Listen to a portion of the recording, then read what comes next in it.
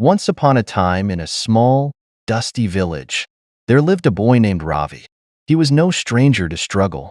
His family had little, barely enough to eat most days, but Ravi carried the biggest dreams in his heart.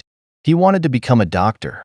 Every evening, after helping his mother in the fields and selling vegetables in the market, Ravi would sit under a flickering street lamp with a tattered book in his lap. The villagers often teased him, saying, "Why waste time with those books, Ravi? You're just a farmer's son." But Ravi smiled and kept going. He knew education was his ladder out of poverty.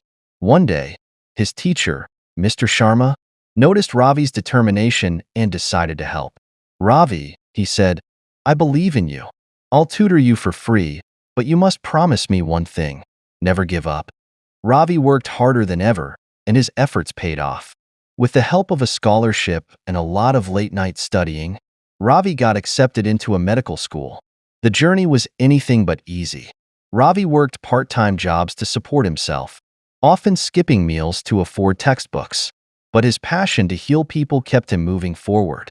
Years passed, and one day, Ravi returned to his village, not as the boy who used to sell vegetables, but as Dr. Ravi, the village's first ever doctor.